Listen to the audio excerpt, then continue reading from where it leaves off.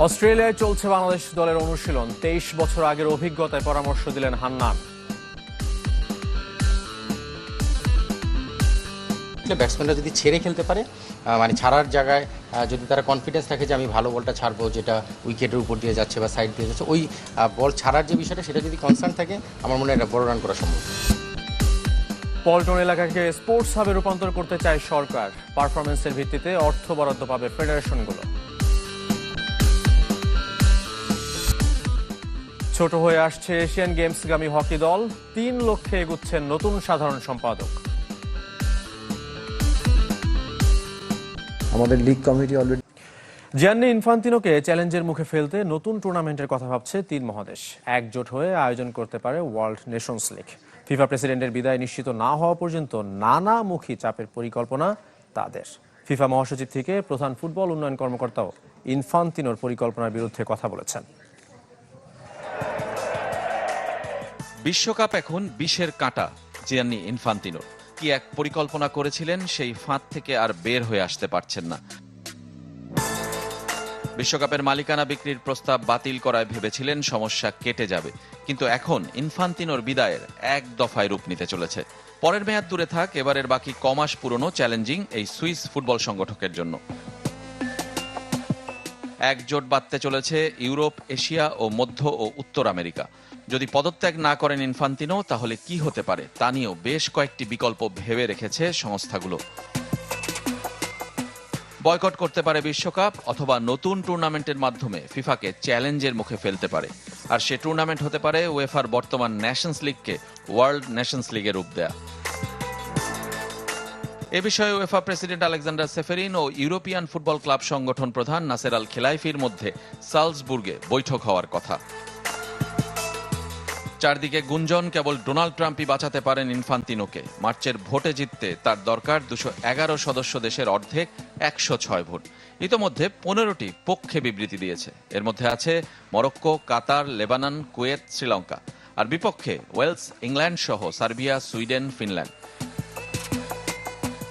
এমনকি নিজ ঘরেও বিরোধিতার মুখে ফিফা সভাপতি। কর্মীদের অনুপ্রাণিত করতে মহাসচিব ম্যাটিয়াস গ্রাফস্টর্ম যে মেইল করেছেন তা প্রকাশ করে দিয়েছে গার্ডিয়ান। সেখানে এই প্রস্তাবকে দুঃখজনক ও অপ্রত্যাশিত ঘটনাক্রম আখ্যা দেওয়া হয়েছে। আর ফিফার প্রধান ফুটবল উন্নয়ন কর্মকর্তা আর্সেন ওয়েঙ্গার বিবৃতি দিয়ে জানিয়েছেন, বিশ্বকাপের মালিকানা বিক্রির প্রস্তাব সম্পর্কে তার সঙ্গে কোনো আলোচনা করেননি ফিফা সভাপতি। সংবাদ মাধ্যমে প্রথম জানতে পারেন তিনি। ডারউইনে দ্বিতীয় দিনের মতো অনুশীলন করেছে বাংলাদেশ দল। এদিনে ছিল না স্কোয়াডের সব ক্রিকেটার। লিটন, সৌম্য, হাসান মাহমুদরা দলের সাথে যোগ দিলেও মাঠে যাননি।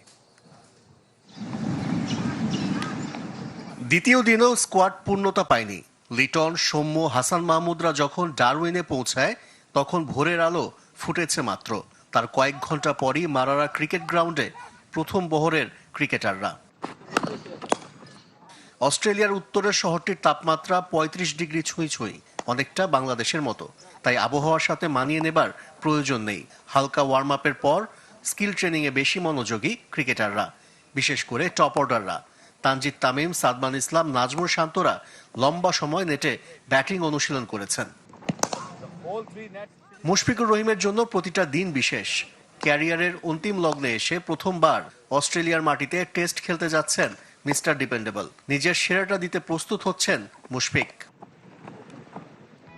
খালেদ আহমেদ, তাইজুলরাও নিজেদের ঝালিয়ে নিয়েছেন। স্থানীয় বোলাররাও টাইগারদের অনুশীলনে সহযোগিতা করেছে। বৃহস্পতিবার 3 দিনের প্রস্তুতি ম্যাচ খেলবে বাংলাদেশ। উইকেট আর কন্ডিশনের সাথে কতটা মানিয়ে নিতে পেরেছে তার পরখ হবে সেদিন। পাশাপাশি ব্যাটারদের বড় রান করার চ্যালেঞ্জও থাকছে। তার আগে বুধবার স্কোয়াডের 16 ক্রিকেটার নিয়ে অনুশীলন করতে পারবে টিম বাংলাদেশ। অস্ট্রেলিয়ার মাটিতে 23 বছর পরও একই চ্যালেঞ্জ, একই পরীক্ষা। তবে সামর্থ্য বিবেচনায় এবার আগের চেয়ে ভালো করবে বাংলাদেশ, এমন আশা 2003 সালে অস্ট্রেলিয়া সফরে টাইগারদের সেরা ব্যাটার হান্নান সরকার। ব্যাটারদের নানা পরামর্শ দেন তিনি। মধুর স্মৃতি কে না রোমন্থন করতে চায়। হান্নান সরকারও ফিরে গেলেন 23 বছর আগে। অস্ট্রেলিয়ার মাটিতে ম্যাকগ্রা, গিলেস্পি, ব্রেটলিদের পেস অ্যাটাকের বিরুদ্ধে জোড়া 50 করেছিলেন। এবারও মাইটি অস্ট্রেলিয়ার পেস অ্যাটাকে স্টার্ক, কামিন্স, হ্যাজেলউড প্রায় 2 যুগ পরও অজিদের সমান শক্তিশালী দেখছেন হান্নান। আমার মনে হয় যে খুব টাফ টাইম দিবে আমাদেরকে, যেটা আগেও দিয়েছিল 2003-এ, 2026-এ এসেও তার ব্যতিক্রম হবে না, টাফ টাইম দিবে। বাট ব্যাটসম্যানরা এখন অনেক সচেতন এবং একটা বড় অ্যাডভান্টেজ হচ্ছে আমাদের এই ব্যাটসম্যানরা এখন তাদের সম্পর্কে জানে, আমরা কিন্তু জানতাম না, সেটার সঙ্গে কম্পেয়ার করলে আমাদের ব্যাটসম্যানরা জানে এবং অ্যানালাইসিস করার অনেক সুযোগ রয়েছে, কিছুটা আইডিয়া নেওয়ার সুযোগ রয়েছে।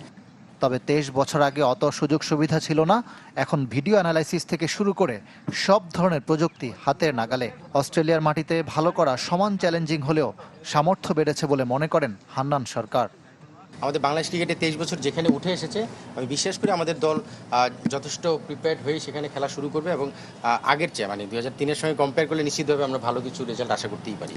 অনুজদের নানা পরামর্শও দিলেন সাবেক ব্যাটার। বাউন্সি উইকেটে টিকে থাকতে ধৈর্যের পরীক্ষায় পাশ করতে হবে। সৌম্য সরকার, তানজিদ তামিমরা তা পারবেন বলেই বিশ্বাস হান্নানের। আমার ধারণা ট্রু বাউন্স থাকলে ব্যাটসম্যানরা যদি ছেড়ে খেলতে পারে, মানে ছাড়ার জায়গায় যদি তারা কনফিডেন্স থাকে যে আমি ভালো বলটা ছাড়বো যেটা উইকেটের উপর দিয়ে যাচ্ছে বা সাইড দিয়ে যাচ্ছে, ওই বল ছাড়ার যে বিষয়টা সেটা যদি কনসার্ন থাকে, আমার মনে হয় এটা বড় রান করা সম্ভব। আর অজি ব্যাটারদের মোকাবেলায় মাঠে নামার আগে পিছিয়ে বাংলাদেশ। ট্রাভিস হেডের মতো আগ্রাসী ব্যাটারকে বড় ইনিংস খেলতে না দেওয়ার কঠিন চ্যালেঞ্জ নিতে হবে টাইগার বোলারদের। হয়তো সে কুইক রান করে দিবে, কিন্তু ওই রানটা বড় করতে পারে না যেন, সেটা ইনশিওর করতে হবে। স্পোর্টস হাবে রূপান্তর হবে জাতীয় স্টেডিয়াম এলাকা। পরিবার নিয়ে ঘুরতে যেতে পারবেন যে কেউ। আগামী 3 থেকে 6 মাসের মধ্যে তা বাস্তবায়ন করতে চায় জাতীয় ক্রীড়া পরিষদ। এমন প্রতিশ্রুতি দিয়েছে নতুন পরিচালক ক্রীড়া জাহেদ পারভেজ চৌধুরী।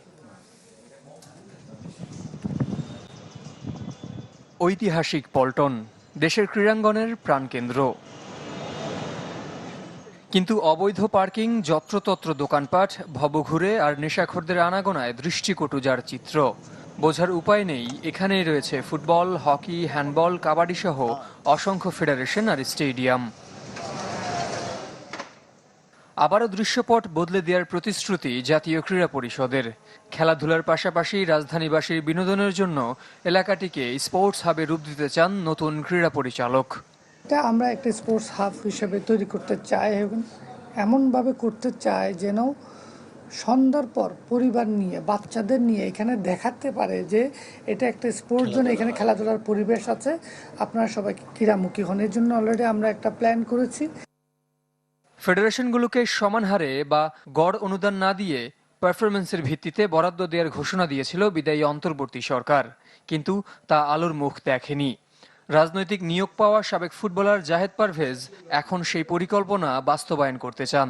আমরা ফেডারেশনগুলোকে বিভিন্ন ক্যাটাগরিতে নিয়ে আসতে চাই। তাহলে হবে কি, যেমন ক্যাটাগরি এ বি সি বা করে আমরা আনতে চাই, যাতে করে তাদের নিজেদের মধ্যে একটা ইন্টারনাল কম্পিটিশন থাকবে। দায়িত্ব নেয়ার পর ফেডারেশনগুলোর শুভেচ্ছায় সিক্ত হচ্ছেন নতুন ক্রীড়া পরিচালক। মঙ্গলবার দাবি নিয়ে হাজির হয়েছিল শুটিং ও ব্যাডমিন্টন ফেডারেশন। আমাদের পাশে যে জায়গাটা আছে, এটা যদি আমাদের কোনো আপনি যেটাকে বলি প্রি ফেব্রিকেটেড অথবা হচ্ছে ইয়ে দিয়ে করা, এখন 5 তলা এখন 20 তলা ভবন হয়, এই বিষয়টা আমার ওনার কাছেও মানে আমাদের পক্ষ থেকে আন্তরিক অনুরোধ যে তাইলে আমাদের আর অন্য কোনো কাছে যাইতে হবে না, কোনো ভেন্যুতে যেতে হবে, আমরা এখানে ইনশাল্লাহ নিশ্চিন্ত মনে ইন্টারন্যাশনাল করতে হবে। মন্ত্রী মহোদয় নিজে অলরেডি কয়েকটা জায়গায় ভিজিট করেছেন, অলরেডি বিভিন্ন ফেডারেশনে গিয়েছেন। সো আমি নিজেও ভিজিট করব এবং যেটা দ্রুত ব্যবস্থা নেওয়া প্রয়োজন আমরা এটা করব। কারণ 3 মাসের মধ্যে নির্বাচনের শর্তে সম্প্রতি 27 ফেডারেশনের নতুন অ্যাডহক কমিটি দিয়েছে জাতীয় ক্রীড়া পরিষদ, যা পূরণে প্রতিশ্রুতিবদ্ধ সংস্থাটি। কাল বাংলাদেশে আসছে মালয়েশিয়া ক্রিকেট দল। টি-20 সিরিজের জন্য দল ঘোষণা করেছে দুদেশের cricket board. Bangladesh high performance টি-20 দলের নেতৃত্বে মেহরাব হাসান, এছাড়া জিসান আলম, জাওয়াদ আবরার, সাব্বির রহমান, আরিফুল ইসলামরাও আছেন দলে। শামীম হোসেন, মৃত্যুঞ্জয় চৌধুরীরা মালয়েশিয়ার বিপক্ষে মাঠে নামার অপেক্ষায়। 8 আগস্ট এইচপির বিপক্ষে প্রথম টি-20 খেলবে, দ্বিতীয় টি-20 10 আগস্ট। 2টি ম্যাচই হবে মিরপুরে। এরপর বাংলাদেশ অনূর্ধ্ব 23 দলের বিপক্ষে 3টি ওয়ানডে খেলবে 12, 14 ও 16 আগস্ট। ম্যাচগুলো হবে বসুন্ধরা স্পোর্টস কমপ্লেক্সে।